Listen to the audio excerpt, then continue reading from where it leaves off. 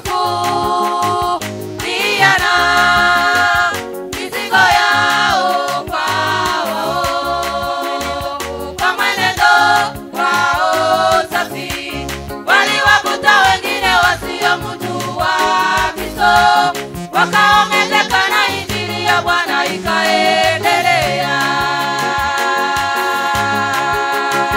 Kwa mwenendo wao safi waliwakuta wengine wasiomjua Kristo, wakaongezeka na injili ya Bwana ikaendelea.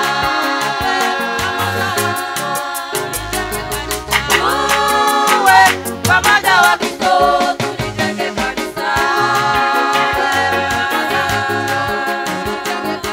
Uwe pamoja wa Kristo tulijenge kanisa. Uwe pamoja wa Kristo tulijenge kanisa.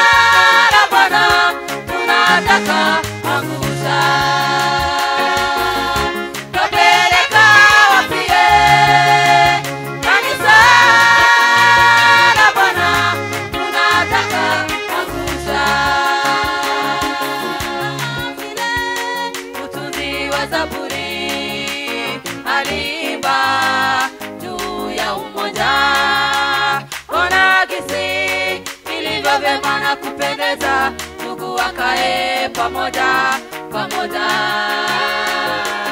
kama vile mtunzi wa Zaburi aliimba juu ya umoja. Ona gisi ilivyo vyema na kupendeza ndugu wakae pamoja pamoja. Kapeleka wapile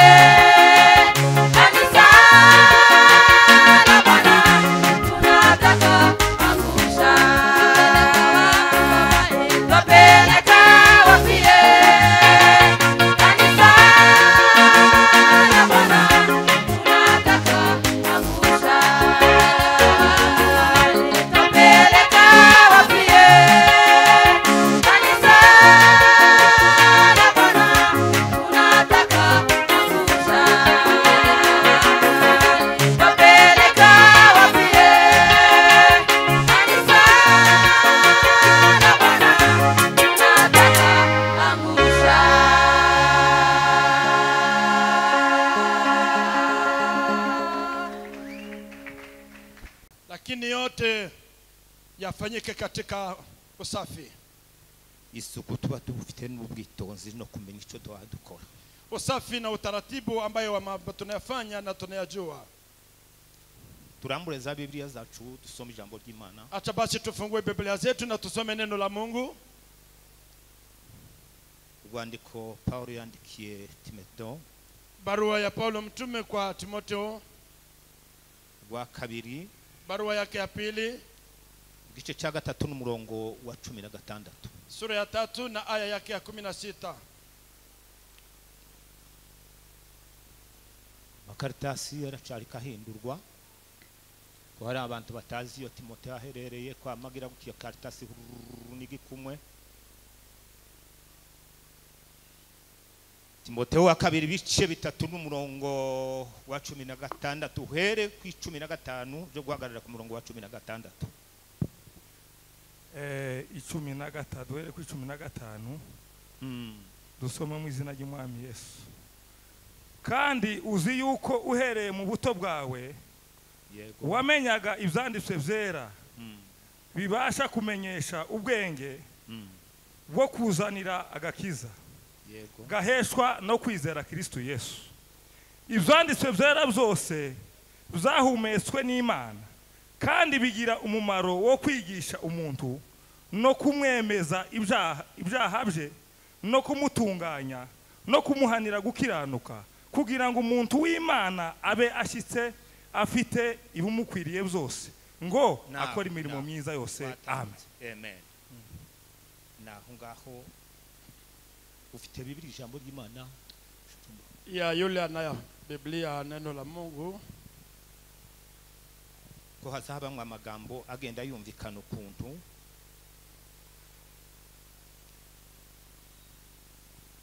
gatatu ku 16 yego hera ku 15 hera ku 15 uhereye mu buto bwawe wamenye ibyanditswe Imana yatugeneye. use n'uwitonza aho ngaho ongera utangire uhereye mu buto bwawe Timotheo we wamenye ibyanditswe Imana yatugeneye. uwo ni Pawulo wamubwiraga ayo magambo bibasha kukumenyesha ubwenge bwo kugeza ku gakiza. Ibyo byanditswe byera Imana yatugeneye bibasha kukumenyesha ubwenge bukugeza ku gakiza ubikesha kwizera Kristo. Komeza 16. Ibyo byanditswe byose byahumetswe n'Imana ndiyo kandi bifite akamaro ko kwigisha umuntu ukuri no kwamagana ibibi, gukosora umuntu no kumumenyereza gutunganira Imana. Amen. Amen. Imana ibaha umugisha. Mungu wa mbinguni awabariki.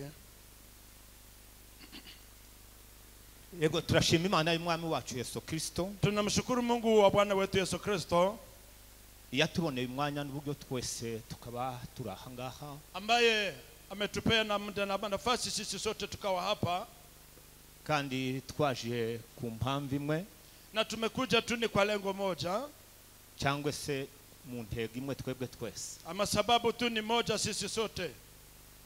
Aya ni amahirwe adasanzwe na hii ni tunuku ambayo si kawaida, kuko birashoboka yuko wayashakisha icyumweru cyose ukwezi kose ubishakisha kugira ngo ubane n'abandi uterane n'abandi ntivyemere ntibikunde. Inawezekana unaweza kutafuta jinsi yote ama wiki yote mzima ili upate kushiriki na wengine na sikubali bitewe n'impamvu, kwa sababu fulani n'impamvu zitari zimwe ama tofauti.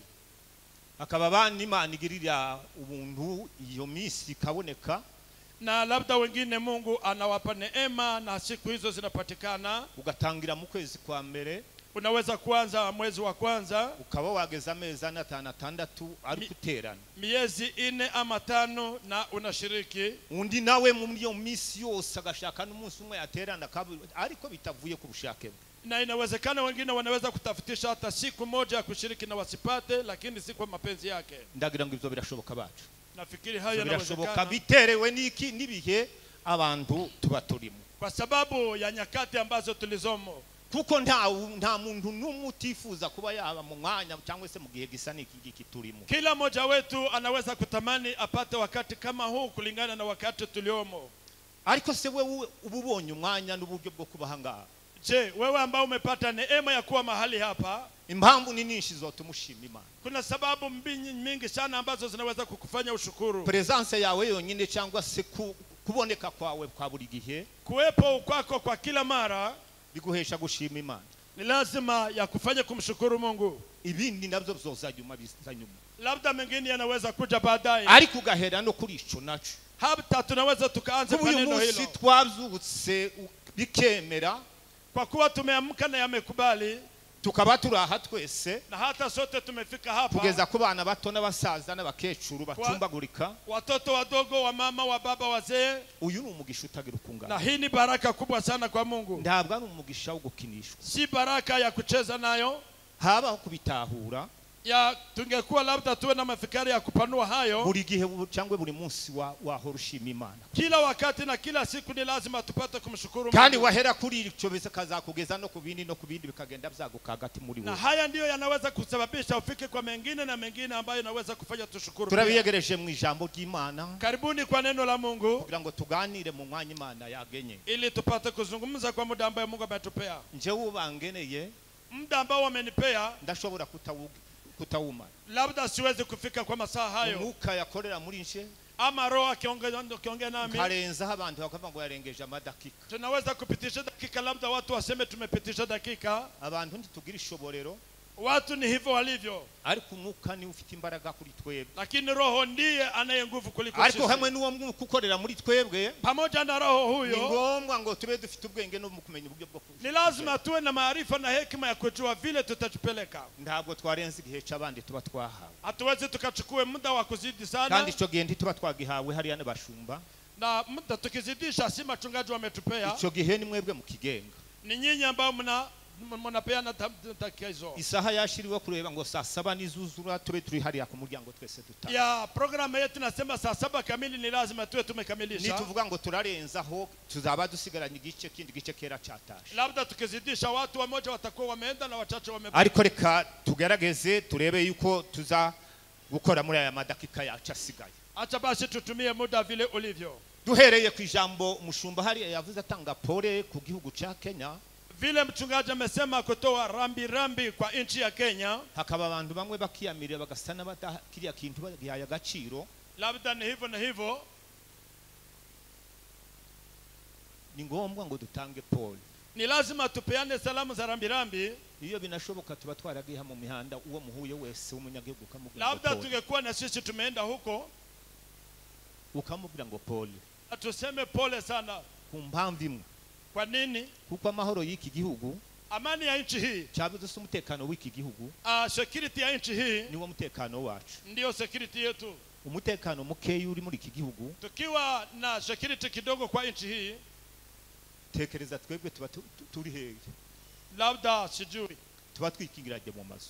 labda wamoja tungekuwa kwa nyumba. Niyo mpamvu tugomba gusenga Imana, tugasabira Imana, tukaza dusabira iki gihugu turimo. Abandi ko barasabira ic'u Rwanda barimo, abandi ko barasabira ic'u Buganda, abandi ic'u Burundi. Abantu aho bari naho niho bafukamye kandi niho bashinze ivi. Kila watu mahali walipo ndipo mahali wanaomba na wanapiga magoti kwa sababu ya nchi hiyo. Mukagira ngo ni bisanzwe, ntabwo ari bisanzwe. Aho turi naho ngaho ni umutima wacu uri, niyo nibikorwa byacu biri. Si mambo ya kawaida, maana mahali tulipo ndipo roho zetu zilizo na akili Tugomba zetu zinafaa. gusengera iki gihugu n'abanyagihugu kugira ngo Imana ibahe gutekana. Ni lazima tuombe nchi ya Kenya na wenyeji wa Kenya ili tupate kuwa na amani, security. Rero kiriya wavuze ni icy'ingenzi, tukwiriye kugiha agaciro rwose. Vile mchungaji amesema, hiyo ni mambo ambayo yanastahili kabisa. Ikindi turashima kuko mwanya tubonye kuganira ijambo ry'Imana, ariko Imana yahisemo Asante kwa kuwa tumepata muda huu ili tupate kuzungumza neno la Mungu. ibitunyujijemo kugira ngo twese tugaburirwe cyangwa se duhage turye tunywe kuri ibi byo kurya Imana yateguye by'uyu munsi wa none. Kupitia kwetu sisi na kupitia vile Roho Mtakatifu wa Mungu ametayarisha ili tupate kugawa Ni chakula. ibitabo twese bya Bibiliya turabitunze. Ndiyo Biblia sisi sote tuko nazo, Birashoboka kuko rimwe na rimwe tutabibonera n'umwanya wo kubisoma. ama kuna wale hawajapata nafasi ya kusoma Biblia.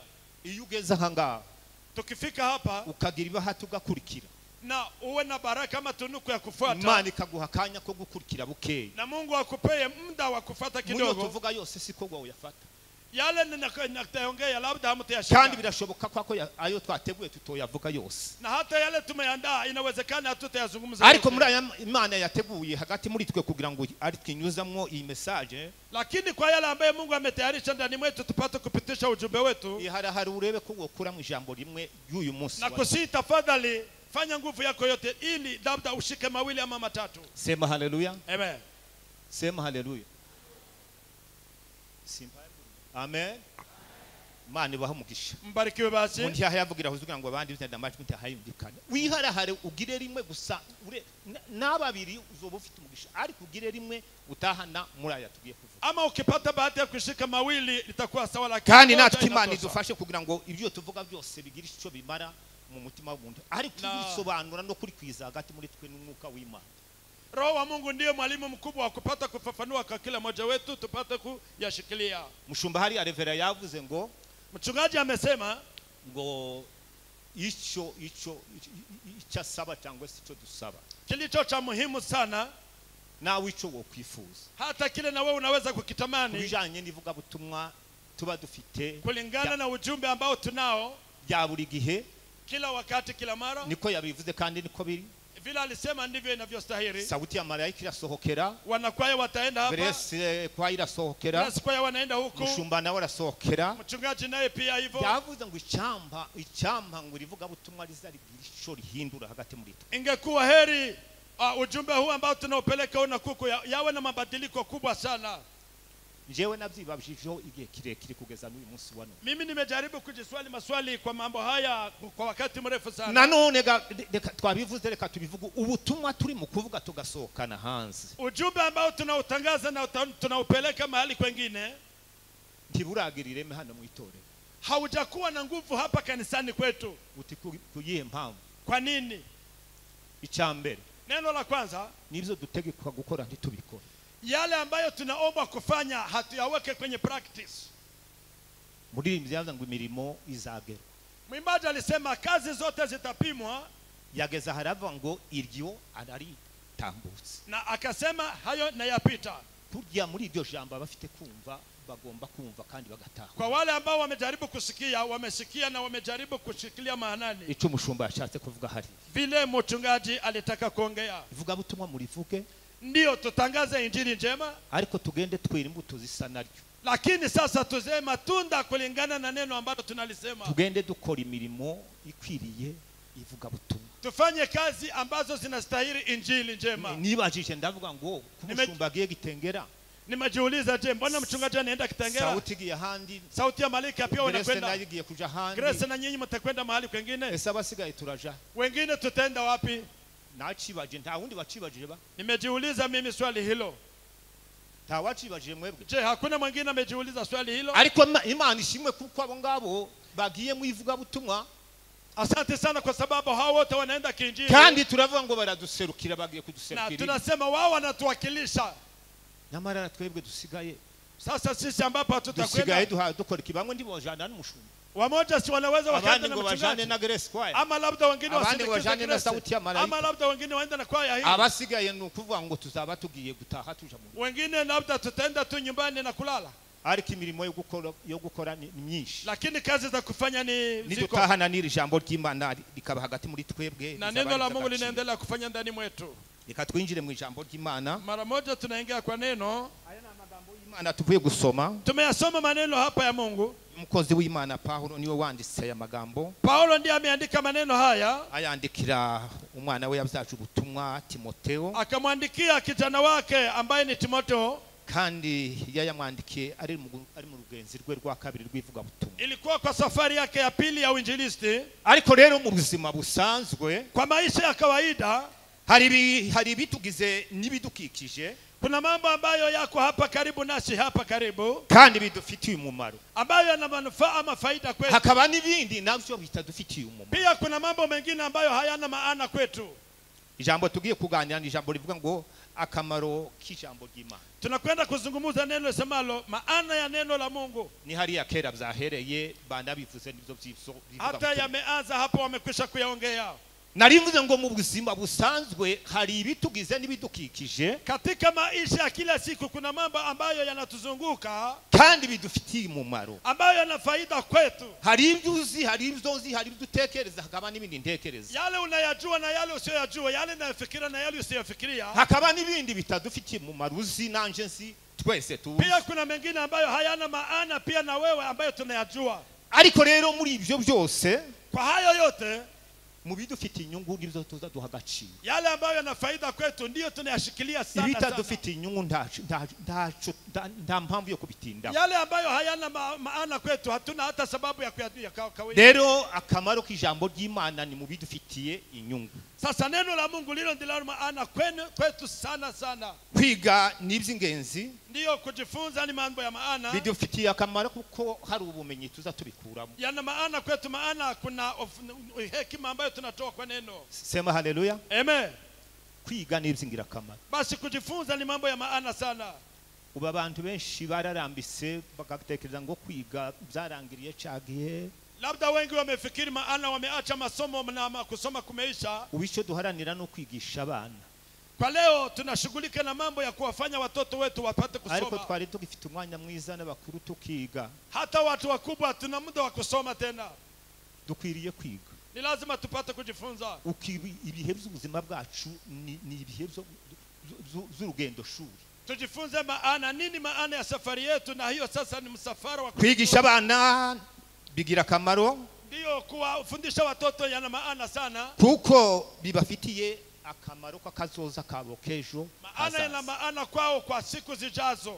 Dore ubu turi kumwe nabo baje mu ikonji. Tayari watoto wamekwisha kwenye likizo. Iyo duhaye tubigisha, tunapowafundisha tugakubita hirya dushaka na tunaenda huko na huko tukitafuta mana school fees, tuba turushe, tunachoka. Ndio rimwe na rimwe ugatekereza ati ese iki gihembwe noneho bizoshoboka mana. Labda unafikiri kwani muhura huyu kwani mambo yatakubali, ariko Imana ya mwijuru itaziburuka waje kugira ukabona ibihembwe byose birarangiye. Lakini Mungu muweza yote, unaona muhura wa kwanza wa pili wa tatu yote yanaisha. Niyo mpamvu n'uyu munsi wa none duhadushima Imana kuko turi kumwe n'abana batangiye gutahuka. Ndio maana tunasema asante, maana watoto wamekwisha kufika nyumbani. N'abataraza twizeye ko Imana izabaragira kandi kabarinda bagahuka. Na wale bado hawajafika nyumbani tunayo imani Mungu atawasaidia watafika salama. Hanyuma rero kwa hiyo reka tuje kubigarura mu buryo bw'umwuka. Kwa kiroho turebere hamwe ku kamaro k'ijambo ry'Imana. Tuone nini faida ya neno la Mungu. Uraza kumva kamaro k'ijambo ry'Imana. Utakuja kusikia nini faida ya ahari watekereza ngo ningibindi bisanzwe ni kandi makuru asanzwe. Unaweza kufikiri labda ni habari nyingine. Rero Biblia ni ijambo ry'Imana ryera. Lakini Biblia ni neno la Mungu tena takatifu. Sema haleluya. Ni ijambo ry'Imana. Ni neno la Mungu tena ambalo ni takatifu. Ako kajambo gaheka kavuga ngo ryera. Neno ambalo nasema takatifu. Isoma ibindi bitabo by'amateka ntabwo urasanga harimo ijambo rivuga ngo birera. Labda tusome vitabu vingine zote za historia, hakuna mambo walisema ni matakatifu. Nuko ari ingirakamaro. Ama ni ya faida. Ikindi kandi Biblia sinkibindi bitabo bisanzwe by'amateka nkuko twari tubivuze. Biblia sio kitabu kama vitabu zile zingine za kihistoria. Ifite umwihariko wayo.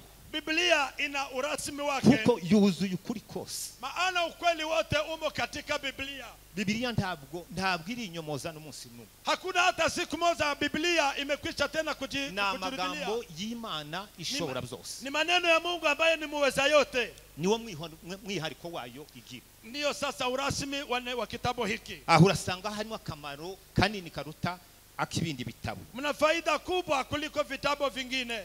Ikindi kandi Biblia yasobanuwe mu ndimi nyinshi. Wamejaribu kutafsiri Biblia kwa lugha mbalimbali. Yego yasobanuwe mu ndimi nyinshi kurusha ibindi bitabo zose. Ndicho kitabu ambacho kimetafsiriwa kwa lugha mbalimbali kuliko vitabu vingine. Yusange igitabo cy'Igifaransa gisobanura Igifaransa. Da kitabu cha Kifaransa wanatafsiri kwa Kifaransa. Abakizi basobanukirwa nabo. Wale ambao ni wasomi wa Kifaransa wanaelewa. Twebwe tutizi Igifaransa ntitwamenye iyo bishe. Wala hawajasoma French hawawezi kujua French inaelekea wapi. Ariko abazi Igifaransa babishakira no mu Cyongereza. Hata wale wasomi wa French wanafanya utafiti katika Kiingereza. Muri izo bitabo byose bigenda byirefera kuri Biblia. Na hayo yote yanakwenda yakifanya utafiti katika Biblia. Kandi hari abahanga bagiye bandika bakagenda bahindura mu mvugo zabo. Wale wajuzi ambao waandishi walijaribu kutafsiri kwa lugha nyingine. Ariko ntiturabona igitabo gihinyuza Biblia. Lakini hatujaona kitabu ambacho kina nguvu kuliko Biblia. Abanditsi b'ibitabo by'amateka baragenda bahinyurana umwe akandika undi akavuga ngo uyanditse nabi undi akavuga ngo uyanditse nabi. Waandishi mbalimbali huwa wanasema huyu labda aliandika hivi labda angeandika hivi. Ariko turabona bahinyuza Biblia kuko yaba yaranditse. Hakuna yule ambaye amekwisha kupinga Biblia. Muri Biblia nimo dusanga ibisubizo by'ibibazo bikomeye. Majibu yote magumu tunayapata katika Biblia. Kandi muri ibyo bibazo nibwo tugenda twibaza mu buzima bwa buri munsi. Ndizo maana tunakwenda tukijiuliza siku kwa siku. Muri Biblia nimo harimo ibibazo by'ibibazo tugenda twibaza buri munsi. Ukipatwa na shida majibu yote tunayapata katika Biblia. Uku twese turi ahangaha turi abanyabibazo. Vile sote tulipo hapa tuna shida mbalimbali. Ntawe wabona ubinyo ngo tuvuge ngo ninde muntu udafite kibazo ashira kuboko hejuru. Hakuna yule unaweza kumpata labda hana shida yoyote. Ese hari uwo twobona ba nashira kuboko hejuru afite ibibazo. Kama kuna mtu hana shida labda anaweza kuinua mkono.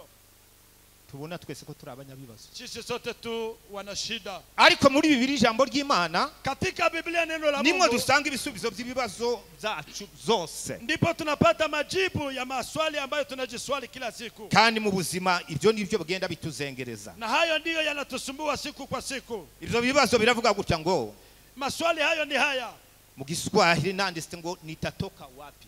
Esebyo vahe Kwa nini nipo hapa? kubera ikindi hano Ninakwenda wapi? konda jahe. Ibyo ni bibazo umuntu wese agenda yibaza. Ibyo okay, hayo ni maswali kila mmoja wetu anajiswali. Ninatoka wapi? Konda vahe Kwa nini nipo hapa? kubera ikindi aha Ninakwenda wapi? konda jahe. Muri urwo ruzerero Katika mambo haya kusitasita naho abantu baheze. ni hapo ndipo watu wamekwama. Abantu baheze mu rugabangabo. Watu wamekwama kwa kusitasita. Abantu babuze imbere babura n'inyuma. Watu wamekosa mbele wakakosa na nyuma. Habuze kumaramaza ngo tumenye iyo duhaye tuje. Wamekosa kushikilia mwenendo wa kwenda mahali Ariko tunakwenda. muririmbyi yararimbye aravuga ngo mumenye iyo tuja ni ibwami ni mu ijuru ibwami kwa data. Mwimbaji huyu alisema mjue mahali tunaelekea ni mahali pa ufalme wa Baba. Ntabwo ari ikuzimu mu. Si kuzimu huko kwenye jela. Iyo tugenda twibaza ibibazo bisa n'ibi ngibi Tunapokwenda tukijiswali maswali kama hayo, bidukura mu gihe cyo kwibaza icyo twakagombye no kumenya yuko Bibiliya ari yo ingirakamaro ku buzima bwacu. yanatupeleka kwa kujua maana, na Biblia ndiyo inatupeleka kwenye mwelekeo wa mahali tunastahili kuwa. Haleluya. Amen. Haleluya. Amen. Iyo twibaza ibibazo bisa n'ibi Wakati wowote tukijiswali maswali kama haya, biratudindiza mu rugendo. saa mara moja yanatuweka kwenye Kandi kuchelewa. urugendo dufite Safari ambayo tuko nayo ntabwo ari urwa hano hagufi, si safari ya hapa karibu, ruracari rurerure. bado safari yetu ni refu. Ibi nibyo tugenda twibaza buri munsi. Haya ndiyo tunajiswali siku kwa siku. Aha niho duhora tuzunguruka buri gihe. Na hapa ndipo kila siku tunazunguka. Ubutumwa buravuga, Injili inatangazwa, indirimbo nyimbo zikaririmbwa, zinaimbwa, amasengesho tugasenga, wana maombi wanaomba, tukiheza ibihe byo kwiherera hata n'Imana. tunaweka mikakati Ariko ya bikanga kuomba. tukaza tugenda tugasubira muri bibazo. Lakini tunakwenda na tunarudi kwa maswali haya. Ninatoka wapi? Na mimi ndavae Kwa nini niko hapa? kubera ikindi hano Ninakwenda wapi? konda jahe. Ibaze nawe. Hata pia naweza kujiswali, Ni muri rwa ruzerero nkarwa rw'abana b'Isiraheli. ni kama vile msafara wa wana wa Israeli. Ibi nibyo bihe tugeze mu bihe bisa na bigamza abana Hata b'Isiraheli. hizo nyakati kama hizi tulizomo tena.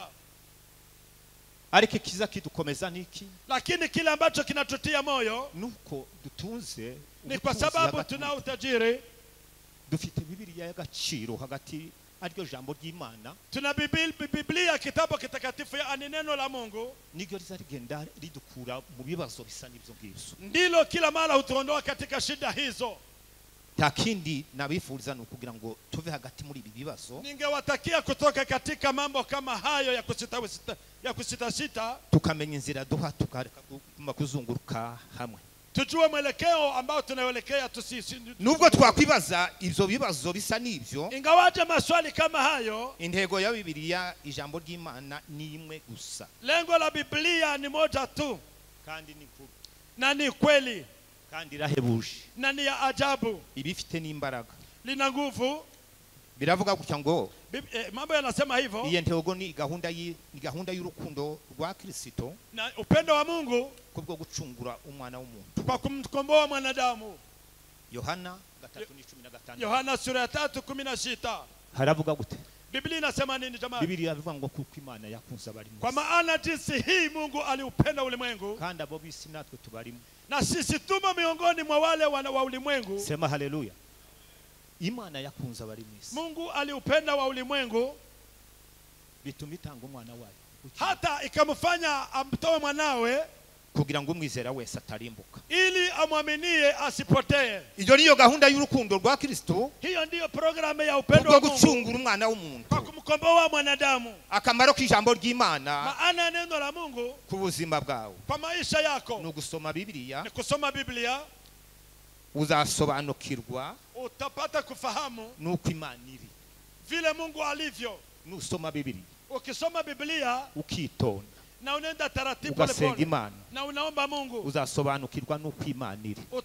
utapata kujua vile Mungu alivyo. Muri aya magambo atatu, Kwa maneno haya mu matatu, mitekerereze yayo, kwa mafakara yetu, no muri gahunda zayo, hata mpangilio yake, no mu masezerano yayo, na hata agano zake anatapeana, no mu masezerano yayo kuri wowe. hata agano za Mungu kwako.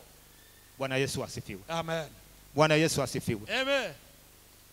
Mu mitekerereze yayo, Kwa mafikara ya Mungu, wakwibabaza ngo ninde wazingura imitekerereze y'Imana. je, ni nani ambaye anaweza kujua kufumbua? Ariko Bibiliya izivuga ngo ntaco nzahisha intore zanje, Lakini Biblia inasema hakuna lolote nitaficha watakatifu wangu. nimba twicishije bugufi tukaje imbere y'amaso y'Imana. Wakati wowote tukinyenyekea na tunakwenda mbele za Mungu, Jambo ry'Imana riza riduhishurira imigambi yayo, tukamenya icyo ishaka hagati muri na twebwe, neno la Mungu linatufunulia asili na kujua muri nini gahunda tunataka. zayo, Kwa programu za Mungu, izitumenyesha icyo ishaka gukora hagati muri twebwe, Mungu anatujulisha ni nini anataka kufanya ikatubwira ndani mwetu. amakuru y'ibihe n'ibindi bihe Hata bizaza. tunapata kujua habari na habari za nyakati zitakazokuja. Sema haleluya. Amen. Sema haleluya. Mpamvu mu gutuma dutegera amakuru ku binyamakuru, Wakati tunaposoma habari ambazo zimeandikwa kwa New Time, ariko kera kose tutaramenya ibi binyamakuru tugiye tubimenyeraho tugeze muri ibi bihugu, kabla hatujajua maana ya kusoma hizo habari za huko na huko, habaga igihe tukagenda tukisunga abasenga Imana, bakagenda bakiherera abasaza n'abakecuru bari baravumbise umuriro palikuwa na kera, nyakati tulikuwa tukienda karibu na wazee na wababa ambao walikuwa wameomba tangu bakatubwira amakuru y'ibihe, bakatubwira icyo Imana ihaye ishaka ku bwoko, na wao wanatuambia siri ambazo Mungu anafunua kwa bakongera watu, bakatubwira n'icyo Imana ishaka gukora. na hata ambacho kile Mungu anakusudia kukifanya. Akamaro k'ijambo ry'Imana Maana ya neno la Mungu biravuga ngo linaleta uzima, bizana ubuzima bitanga ubugingo. na linaleta amani, amani. Iyo wakinguye umutima wawe, Wakati wewe umefungua moyo wako ukawuha Imana nk'uwayo, na hata umempea Mungu kama moyo muririmbyi wake. yararimbye ngo ibyo dutunze natwe ni izuwo.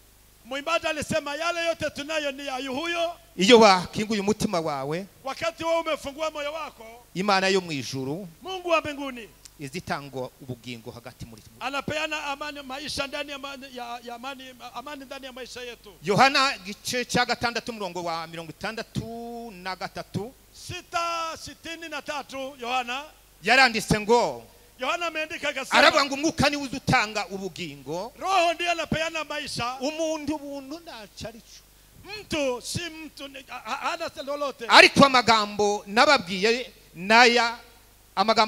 nababwiye abazanira umwuka w'ubugingo. Lakini maneno niliyoambia yameletea uzima wa milele. Umwuka niwe uzutanga ubugingo, Roho ndiye analeta uzima. ariko umuntu Lakini mtu ntaco arico.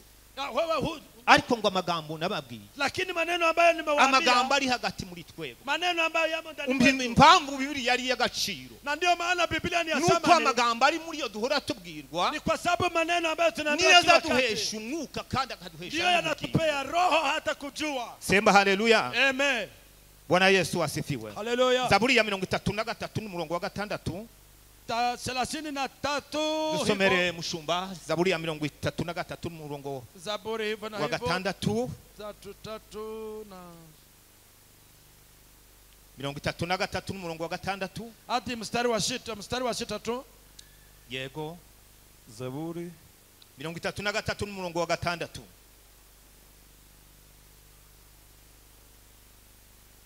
Wahabonye? yego 33 n'umurongo wa 6. haravuga ngo ijambo ry'Uwiteka niryo ryaremye ijuru, Ijambo ry'Uwiteka niryo ryaremye ijuru, umwuka wo mu kanwa ke niwo waremye. turacyari muri ka kamaro k'ijambo ry'Imana. Bado tunazungumza juu ya manufaa ya neno la Mungu. Umwuka wo mu kanwa ke Yego. niwo waremye n'ingabo zo mu ijuru, Kwa sababu katika kinywa chake ndipo hata mbingu, majeshi ya mbingu yote yameumbika. nicyo gituma ijambo ry'Imana riza ritanga ihumure hagati. Ndio sababu neno la Mungu linaleta faraja kwetu. Sema haleluya. Amen. Baheburayo 11 n'umurongo wa 3.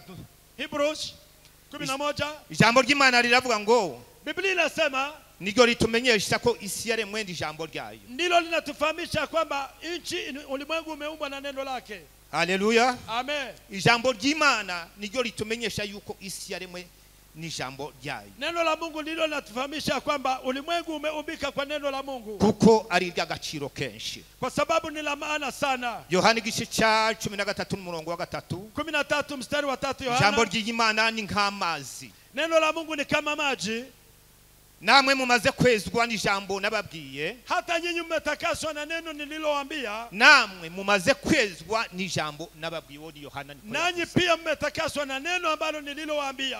Agaciro k'ijambo ry'Imana ni ukutweza no kudutunga. Maana ya neno ni kutuosha na kutuweka kwenye njia nzuri. Akandi kamaro k'ijambo ry'Imana, Sababu nyingine ya neno la Mungu ni ukutweza no kudutunga. ni kutuosha na kututakasa. Mu Giswahili harava ngo ni kututakasa, kututakasa. Kiswahili kilava ngo ni kutweza na kututunganya. Aha nanditse mvuga ngo tunaanza maisha katika ufalme wa Mungu, Nibwo dutangira ubuzima bw'Imana tukiwa tumeoshwa kuwa safi kabisa iyo tuba twejeje kuba basha na neno la Mungu. ni jambo ry'Imana. Yani ni dutangira ubuzima bwo kuba mu bwami bw'Imana, Maisha ya kuwa katika ubuzima wa Mungu tubaye twejejwe n'ijambo ry'Imana. tukiwa tumetakaswa na neno la Mungu. Ico gihe tuzamenya agaciro k'Imana. Hapo ndipo tutajua sasa kisa na maana ya neno la Mungu. Lakini ijambo ry'Imana rizadushaka no guhora twezwa, Maana ya neno la Mungu linatuambia kutakasika kila wakati, kugira ngo tuboneke ko turaba agaciro imbere ili y'amaso. tupate kuonekana sisi ni wasamani mbele za Mungu. Cya kabiri biravuga ngo ni kututunza kwa usafi. Ya kabiri bava ngo kutweza. Iyi jambo ry'Imana ryamaze kubibwa hagati muri twebwe, Kama neno la Mungu limekwisha kupandwa ndani mwetu, riduhesha imibereho iboneye, yanatupea kuwa na maisha ambayo ni mazuri, bigatuma twitandukanya n'ibyaha. hata yanatufanya kujitenga na dhambi. Turibaza ngo imibereho yacu yo kubaho ni iyihe? Tunajiuliza alaso lengo letu la kuishi ni gani? Umuririmbyi yaravuze ngo imibereho y'umwana w'umuntu Mwimbaji akasema maisha ya mwanadamu ni ibanga rikomeye, ni siri kubwa ya Mungu. kubaho kwacu Kuishi kwetu ni ibanga ni rikomeye. siri ya Mungu. Mwari muzi ko ari ibanga rikomeye? Je, mlijua kwamba hiyo ni siri kubwa? Kandi si twe turiho, ni Kristo turiho muri twe. Bali sisi bali ni Kristo ambaye aliyomo ndani mwetu. Nimba tuzi yuko Kristo ari wo muri twe, Kama tunajua kwamba Kristo yumo ndani mwetu, kandi tukamenya ko icyo dushaka kugira ngo tumenye ko ijambo ryayo rigomba kugira agaciro hagati na tujue kwamba hata neno lake liwe na thamani ndani mwetu, riratweza rikadutunga, neno linatoka sana, linatuosha kugira ngo tumenye yuko dushitse imbere y'amaso y'Imana, ili tupate kuonekana tukiwa watu wazima mbele za Mungu. Rero amagambo y'Imana Basi maneno ya Mungu buri gihe ntabwo twayatakariza icyizere. hatuwezi kupoteza muda, si mambo ya kupoteza bure muda. Twasomye amagambo y'Imana Tumeyasoma maneno kuko twari tuvuze muri Timoteyo 3:15, kama vile tulikuwa tukisoma kwa Timotheo. twavuze yuko aya magambo ni Paulo wayandikiye Timoteyo. Paulo mwenyewe ndiye ameandika maneno haya nk'umwana we yabyajije ubutumwa bwiza, akimwandikia Timotheo mtoto wake wa Injili, bakoranye ingendo zivuga butumwa, ambaye walifanya naye safari za Injili. ariko ageze muri uru rwandiko rwa kabiri, Lakini wakati alifika kwa barua hii ya pili, iyo dusoma biza bivuga yuko ahangaha yari mu rugenzi rwiwe rwa kabiri rw'ivuga butumwa, ilikuwa safari yake ya pili ya Injili. kandi Paulo ageze i Roma mu rugenzi rwe rwa mbere yaraboshwe. Alipofika kwa nchi ya Roma akawekwa kwenye jela abo hasira ubutumwa bwiza, kwa sababu ya kutangaza Injili njema. n'ubu igituma twiharahara ngo reka ivuga butumwa turyamamaze tugifite uburyo, Na sababu inatufanya kutangaza Injili na bado tungali na muda, nuko hari igihe ikindi gihe vyenda tutazabona n'uwo mwanya. na kuna wakati utafika na tutapata muda wa kwenda. Paulo amaze kugera i Roma muri ico gihe, Wakati alifika Rumi, wakati huo abohwa azira ubutumwa bwiza, yeye akawekwa jela kwa sababu ya neno la Mungu. kuko abo yabubwiraga ntibumvaga yuko bashaka kumva ibijanye n'ijambo ry'Imana. Hawa watu hawakukuwa na nia ya kusikia neno la Mungu, maana hawakujua ni nini maana ya neno hilo. Ico gihe rabohorwa urugenzi rwa mbere, Wakati usafari yake ageze mu rugenzi rwa kabiri, alipofika kwa safari ya yongeye pili, kugera i Roma kandi arongera arabohwa. tena alipofika Rumi tena akawekwa Nibwo kwenye jela. yandikiye Timoteyo uru rwandiko rwa kabiri, Ndipo akamwandikia Timotheo barua ya pili, amwandikira amumenyesha amakuru, akamwambia habari vile mambo yalivyo. kuko Timoteyo yari umwana wo gukundwa cyane, bakoranaga ivuga butumwa igihe cyose. Huyu Timotheo alikuwa mpendwa wake, maana walifanya naye msafara. Yageraga hamwita akamwita kuko ngo ari umwana we, ariko mu buryo uwo yabyajije ijambo ry'Imana. Ndio sababu alimuita kama ni yeye ni mpendwa wake, maana amemzaa kwa Injili. Kandi muri iryo bohwa ryiwe, kwa kufungwa kwake, yabonaga yuko ageze mu gihe noneho gikomeye kimuremerereye. Ni kwa sababu aliona alifika wakati mgumu. Abona biruta ibya mbere noneho kuba bibi. Haya yalikuwa magumu sana kuliko ya kwanza. Amwandikira aya magambo twavuye kuvuga. Ndipo akaandika maneno haya tumeyasoma. Niho aho twasomye. Ndio maana tumesoma. Paulo yaramubwiye ngo, akamwambia kwamba verse ya 15 aravuga ngo kandi uzi yuko uhereye mu buto bwawe, akamwambia naye kwa tangu utoto wako wamenyaga ibyanditswe byera, umeyajua maandiko matakatifu bibasha kukumenyesha ubwenge ambayo yaweza kukuheshimisha bwo kukuzanira gakiza, hata upate wokovu. ako gakiza ugaheshejwe no kwizera na wokovu kwa imani iliyo takatifu. Ayo na magambo yamubwiraga yo kumukomeza. Hayo ndio maneno Paulo alikuwa akiambia Timotheo. Kuko yabonaga ibyamugezeho bigomba kuzogera no kuri Timotheo. Maana alikuwa yaona yale yamemfikia labda. Ariko amwihanangiriza amubwira ya magambo. Lakini akasisitiza kwa maneno haya. Ngogere kuri verse ya 16. Ndiho yamubwiye ngo. Akasema. Aramubwira ngo ibyanditswe byera. Kila andiko lenye pumzi ya Mungu. Yavuze ngo ibyanditswe byera byose. Maandiko matakatifu yote. Sema haleluya. Amen.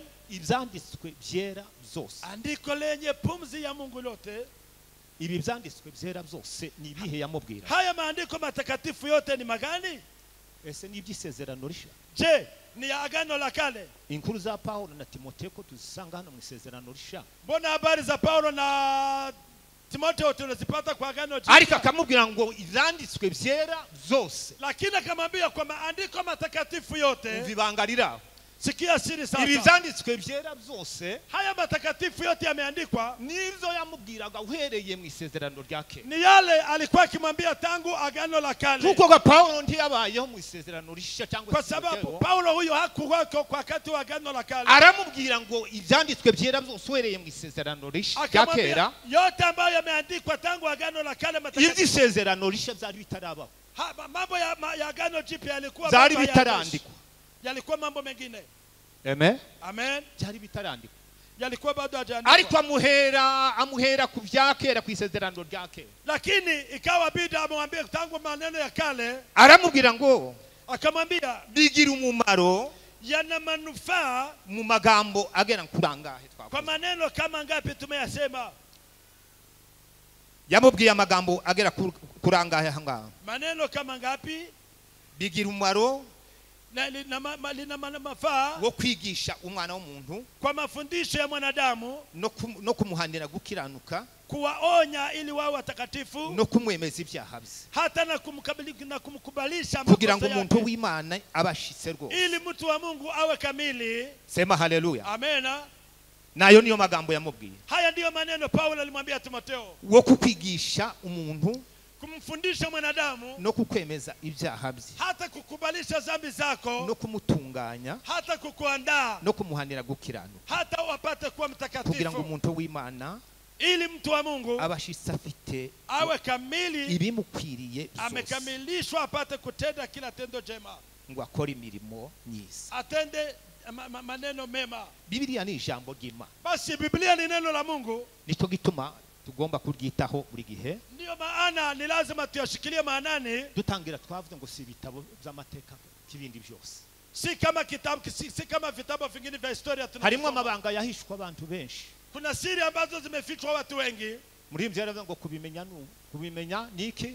Ubuzima. N'ubuzima. Kuyajua haya sasa ni maisha. Kumenya ibi byanditswe byera. Kuyamajua haya matakatifu kandi byahumetswe n'Imana. Na tena yametoka kwa bikongera bikagira umumaro, na hata tena yana manufaa wo kwigisha umwana w'umuntu, kwa kumfundisha mwanadamu, wo kukwigisha, kukufundisha, wo kuguhereza icyerekezo, hata kukupea mwelekeo, no kugutunganya, hata kukuandaa, kukugorora, hata kukuweka kwenye mstari. Wagira ngo uraje ijambo ry'Imana rikakugarura, ukienda huku neno la Mungu linakurudisha. Nico gihe muri iki gihe urasanga abantu babaye ibyigenge. Ndio maana unapata watu siku za leo wamekuwa kama watu hawajikenera kugira ngo batunganywe, ili watu wapate kuwa wakamilifu, werekerwa ibyo ugomba gukora n'ibyo utagomba gukora, upate kufundishwa yale unastahili na iyo twabaye muri ibyo bihe cyangwa se tukagera muri ibyo bihe, hata kama tumeishi kwa nyakati hizo, usanga umuntu wese yarabaye ikigenge. Ndio maana kila mtu amekuwa sasa amejitosheleza. Ariko amahirwe dufite, amahirwe dufite mu gihe gisa n'iki ngiki, lakini baraka tunazo nuko ibyo Paulo yabwiraga Timoteyo uhereye mu isezerano rya kera, ni maana maneno ambayo Paulo amwambia, ariko twebwe ngubu tuhaye tubibwirwa turi mu isezerano. Sisi tunaambiwa kwa agano jipya leo. Yesu yaraje, Yesu amekuja akuraho imyugariro yose, akatoa mipango yote, urubanza twakagombye gucirwa, mashtaka yote ambayo tulistahili arariwe rufata, yakampata Yesu, tubabarirwa ibyaha n'ibicumuro, hata dhambi tukasemehewa, tubizaremwe bishya hagati muri Kristo Yesu, tukawa tena wapya ndani ya Kristo. Imwanditse rero ngo umuntu wese yari muri Kristo Yesu abari icaremwe gisha. Mwandishi akasema mtu akiwa ndani ya Kristo kugira ngo tuboneke turaba agaciro imbere y'amaso y'Imana, ili tupate kupatikana tena tukiwa wapya ndani ya Kristo, nuko twitondera ivyanditswe byera, ni ili tupate kuyatekeleza maandiko matakatifu, kandi tukamenya kuko byahumetswe n'Imana, na tujue kwamba haya ni pumzi ya Mungu. Impumeko y'Imana si impumeko y'abantu. Pumzi ya Mungu si kama pumzi ya mwanadamu. Impumeko y'Imana iyo yaguhumekeye muri wewe, Mungu akipumza ndani mwako, impumeko y'Imana iyo yageze hagati muri wewe, pumzi ya Mungu ikifika ndani mwako, iyo yageze mu byawe, ndani ya mambo yako, iyo yageze mu mitekerereze yawe, ndani ya mafikara yako, iyo yageze mu migenderere yawe, ndani ya mapendo yako, ndetse igahindura n'imyifatire yawe, hata anabadilisha hata mienendo, ikugira uw'agaciro, yale kufanya kuwa mtu wa samani. Agaciro k'ijambo ry'Imana, samani ya neno la Mungu, si ugutunga Bibiliya utayisoma, si kuwa na Biblia nyumbani lakini usisome. Nimureke tugende kuko bikwiriye abumwa, acha tuendeni kama vile inavyostahili wana wa Mungu, dukora ivy'Imana dushaka, tuyafanye yale ambayo Mungu anayataka, kandi ivy'Imana dushakaho na yale ambayo Mungu anayataka ntibidusaba ibiguzi, nta kiguzi na kimwe, hayajatuomba kupeana hongo yoyote, nta kiguzi na kimwe bidusaba, hakuna hongo lolote ambalo tunaombwa, nukwicisha bugufi, ni kunyenyekea, tukemera inama z'Imana, na tukubali maagizo ya Mungu, tugahugurwa n'Imana, na hata Mungu mwenyewe ndiye atufunulia, tugakora icyo Imana ishaka, tufanye kile ambacho Mungu anakitaka, tugakora ibyasabwe, tuyafanye ambale yale yanastahili, icyo gihe tuzaba ibyaremwe bisha, basi tutakuwa sasa viumbe vipya. Ijambo ry'Imana nibyo kudutunganya, neno la Mungu linatuongoza kandi rikaturema, tena linatuumba, likongera likatugira abantu bazima, tena linatufanya kuwa watu kamilifu. Kandi iyo twabaye abantu bazima bahagaze bahamye mu mateka n'amasezerano y'Imana, tukiwa watu kamilifu na tumesimama kwa ahadi za Mungu, nta muruho, nta kuvunika kw'abashumba kuko hakuna mchoko, hakuna wachungaji waseme mambo. Umuntu wese abazi icyo gukora, kila mmoja anajua la kufanya ni gani. Jambo ry'Imana riravuga ngo yewe mwana muntu nakweretse ikizi, Biblia inasema ewe mwanadamu nimekufanya mambo ya nimekuonyesha gukora ni kimwe gusa, kila ambacho Mungu anahitaji ni kimoja, ni ukugendana n'Imana, ni kutembea pamoja na Mungu, ukwicisha bugufi, ukinyenyekea mbere y'amaso y'Imana, mbele za Mungu. Ibindi byose, mambo mengine yote biza yatakuja baadaye. Rero mureke tumenye akamaro k'ijambo ry'Imana, achani basi sasa tujue thamani ya neno la Mungu. Guterana kwacu ntikukabuka ubusa, kukongamana kwetu sikusiwe kwa bure, iyi minsi yo guterana kwacu ntikadupfira ubusa, hata siku zetu za kukongamana zisiwe za bure, iri huriro ryacu ntirikatubera uruho, hata kongamano letu lisiwe la bure. Twiharahare mu buryo bwo kuza tuzaza umusaruro, tufanye jinsi yote tupate kupata manufaa, igihe gitoya tuba tubonye tuze tukibyazamo umusaruro, wakati mdogo kama huu tupate manufaa, tumenye yuko agaciro k'ijambo ry'Imana, na tupate kujua faida ya neno la Mungu, na kacu n'abana bacu, ni kwetu sisi na watoto wetu, ko muri iyi minsi turimo n'iyindi minsi izaza, kwa wakati wa leo na wakati ujao.